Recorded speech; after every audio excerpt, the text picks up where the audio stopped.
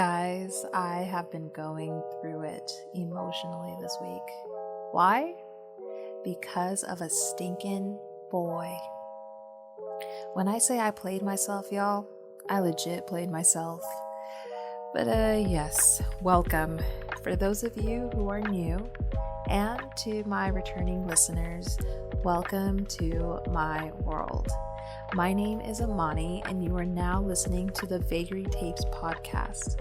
So sit back, relax, and chill, because I am about to spill some tea today. And it's going to be a fun one, a little juicy. I'm putting myself on blast, guys. I got strung along emotionally, and I just came to this realization last week. So my emotions are a bit fresh and high. So I was in a situation where I had developed feelings for someone, and I was the only one putting in energy to develop things in this relationship. But I really believed that there could have been something more because of the attention he was giving me at the time, the subtle flirting, the future plans to do stuff together, and get this, we had been romantic in the past. But all the while, the guy had a girlfriend and never mentioned anything about that when we hung out, or any other times that I would message him.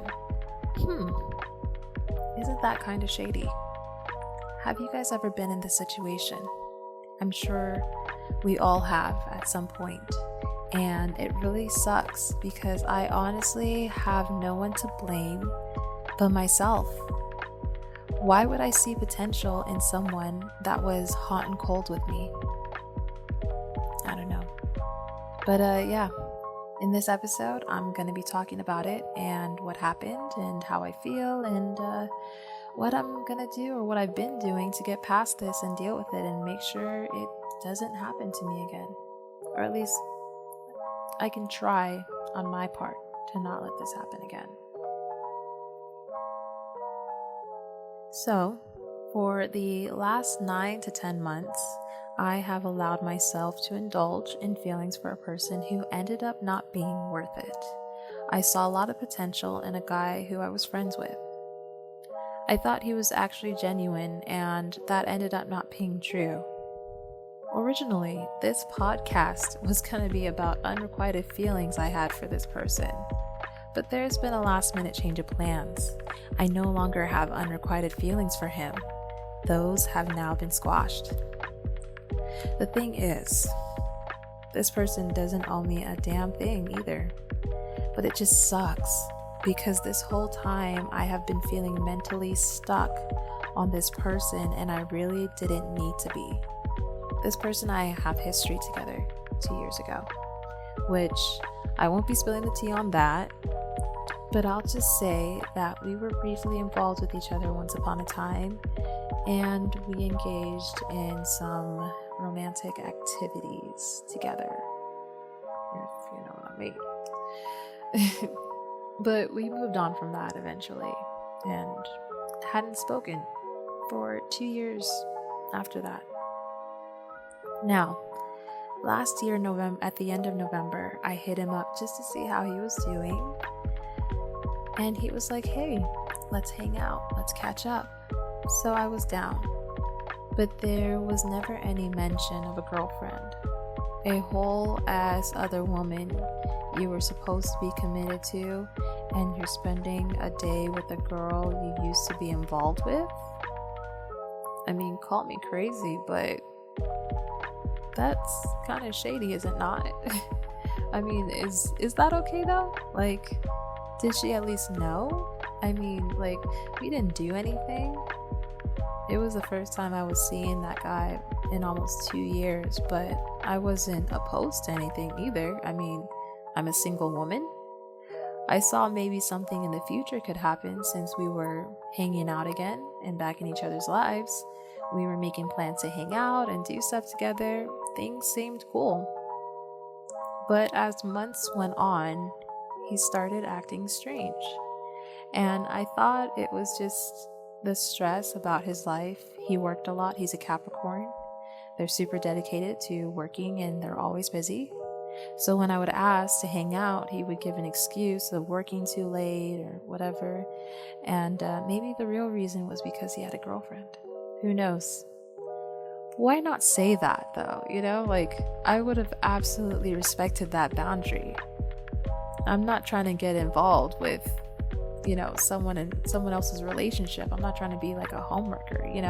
I would at least know that if we're hanging out, I should be careful with him because he's not a single guy. I'm a trustworthy person. But the moment he left me on red was the moment I realized I have to start moving on, because he had totally switched up from when we hung out and were planning to do stuff together to not even being able to message me back anymore. But of course, in my mind, I didn't let him go. Every so often, I thought about him.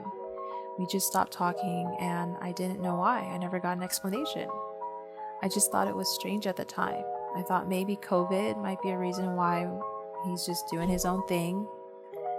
Him having a girlfriend did cross my mind too, but there was nothing ever indicating that on his side. Like, I'm a girl, we girls get going onto the social medias and doing a bit of researching, I'd like to call it, a little bit of stalking, others may call it. But yeah, he never spoke about her. He wasn't tagged in anything special. I thought I really did try to make sure I wasn't getting hung up on a guy who was taken.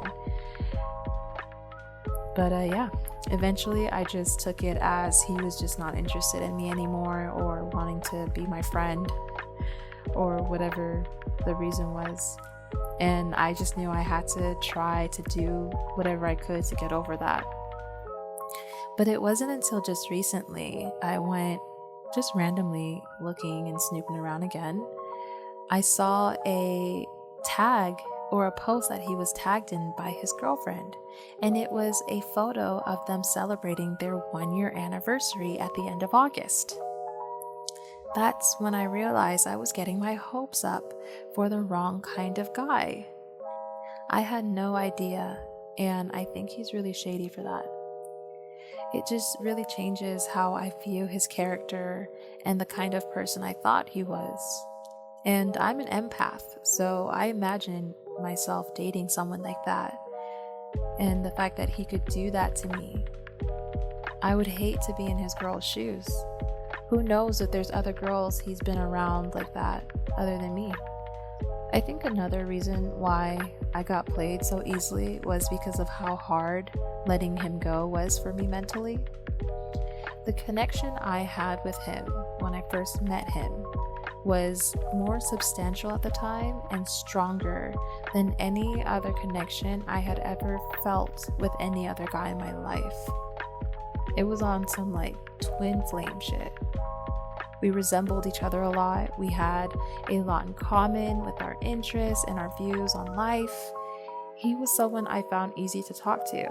He was sweet, respectful, and gentle, but also funny, quirky, intellectual, with just the right amount of sarcasm. He was kind of a geek, but his hobbies were like cool guy hobbies. And he really, really, really had great taste in music. And that gets me every time. But I'm getting carried away here. There were a lot of qualities I liked in this guy, so excuse me if I got a little caught up on the what ifs and the possibility of potential I saw in him and becoming something more one day. But it doesn't matter anymore because I played myself with all of that wishful thinking. I got, and I have no one to blame but myself. I just feel extremely stupid, you guys.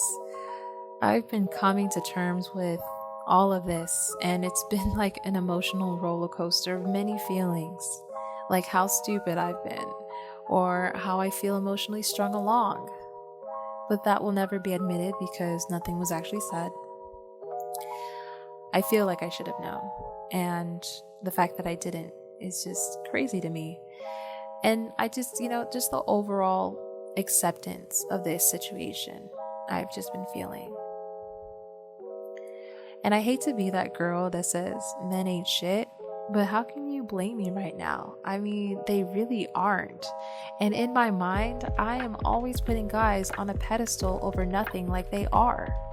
Like, what have you shown me to deserve my energy? Unfortunately, these kinds of things happen to me a lot. So I'm starting to notice the patterns of what I'm not doing right when it comes to creating relationships with guys. I'm constantly giving so much of my energy and effort. I'm giving it out like a free water cup at a fast food joint. Things will never change for me if I don't stop being so accepting of shitty behavior from a guy I like the moment he shows mild interest in me. I'd like to think that I'm not a hopeless romantic, and I think very logically and realistically when it comes to love and relationships. But when shit like this happens to me, leaving me feeling like, damn, I let myself go through all of that for what? I don't know. More lessons to learn, I guess. As you guys can see, I struggle with relationships and navigating through them. I just want to be someone's first choice. I want a guy to make an effort and actually be worthy. And if that's not the case, then I don't want them at all. I'd rather be alone with the way that I love and appreciate myself than having to overexude myself for someone that doesn't give a crap about me. That's embarrassing, and it's not at all helpful to my nature and my ego. And I'm not in the business of embarrassing myself. At my age, I know that if a person wants to be around you and sees value in you as a person, they will show it. They will match your energy or even do more, because as I'm learning, apparently a guy needs to like a girl more than a girl likes a guy for the relationship to work. What kind of phenomena is that? I mean, correct me if that's generally false, but I'm hearing that kind of notion more often. And so I just want to give you ladies a heads up on that. Maybe try it the next time you find yourself romantically talking to a guy you like. Try to like him less, I guess. It does kind of make sense though, because it's always that guy you don't like who is all over you, bugging you in the DMs, trying to always hang out. Guys sure do love chasing something or someone they actually really want. But as a woman, and more importantly as a Black woman, I need to find guys that want to pursue me. But only if we vibe. If I don't talk to you like that or take on to your subtle flirts and playfulness, then don't bother trying to go that route with me. It makes me extremely uncomfortable, and I get that way very easily when it comes to dating, men, and relationships overall. But like I was saying, as a Black woman, right? Because in the dating field, it's very different for women like us usually.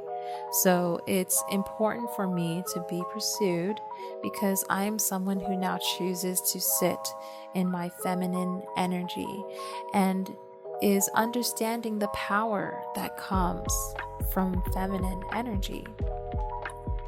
And that is the ultimate solution for these types of situations and others just alike, y'all.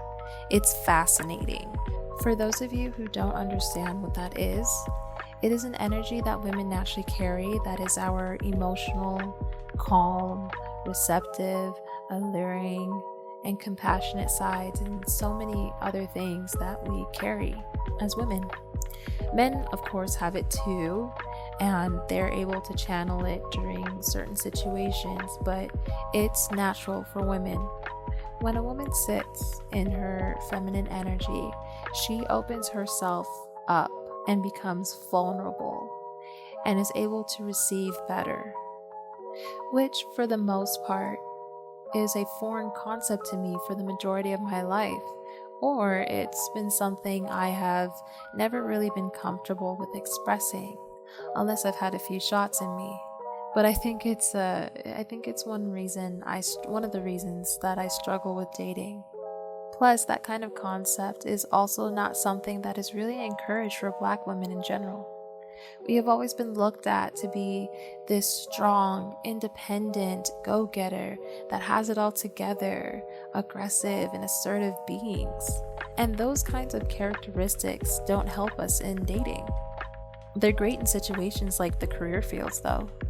But those are qualities of masculinity.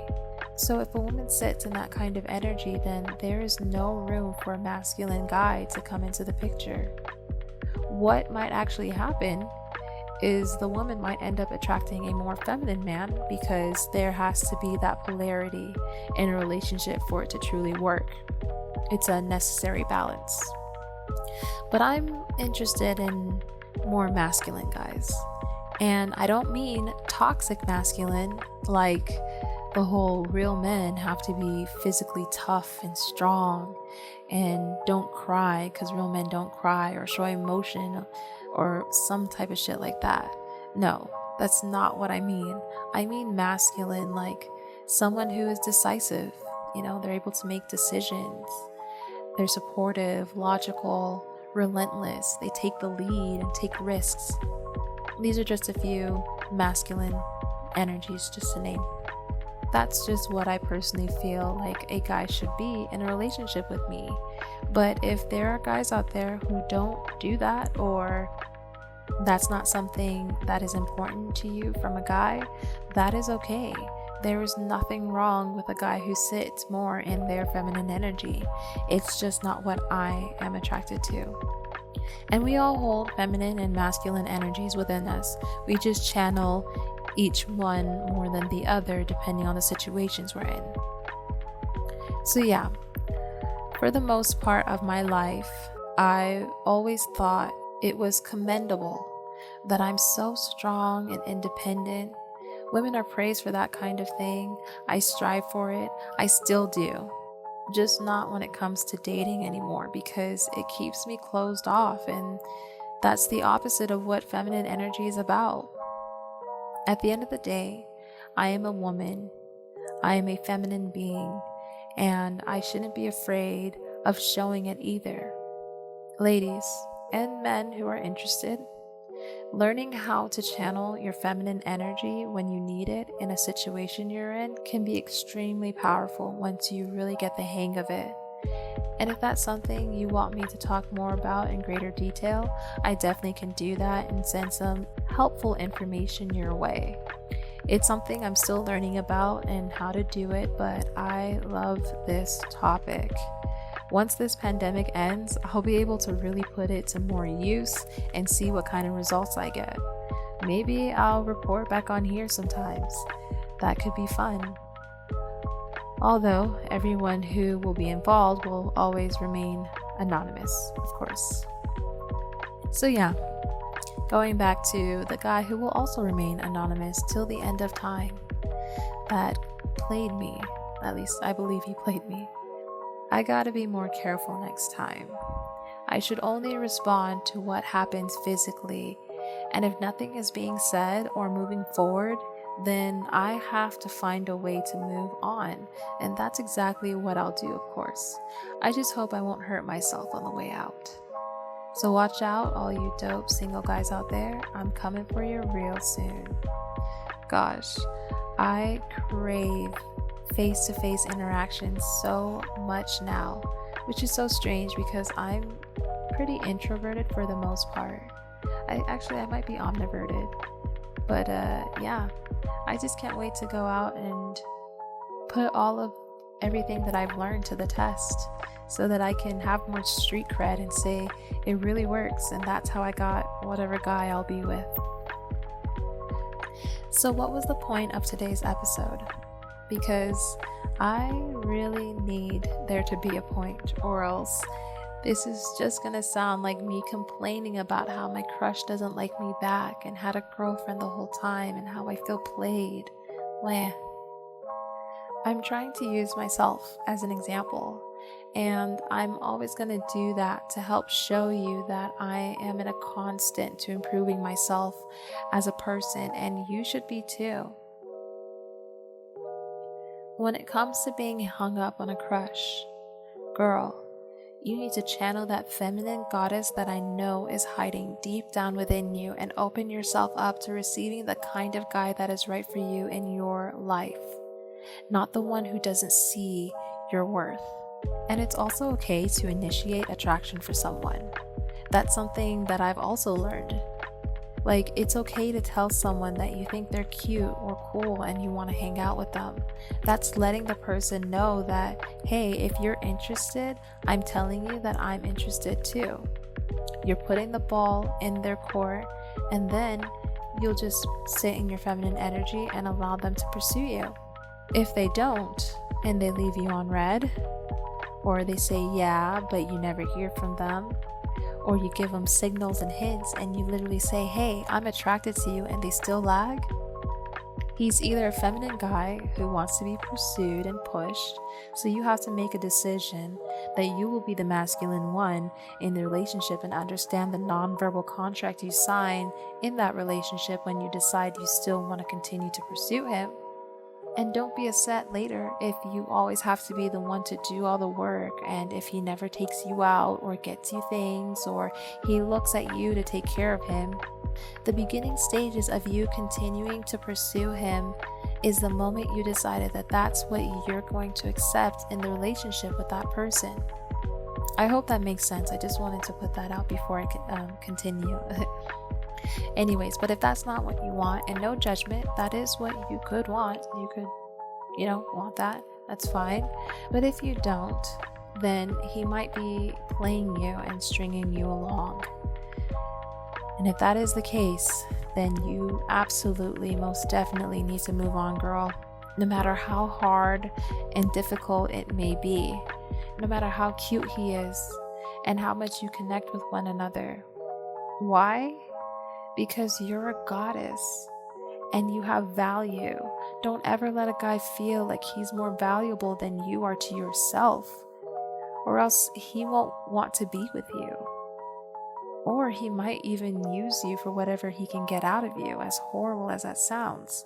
We have to protect ourselves and our energies, and I promise that there's a better one, or many other guys just like him out there that you will deeply connect with again.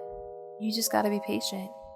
You just gotta keep moving along with life, doing you, working on yourself, being unbothered.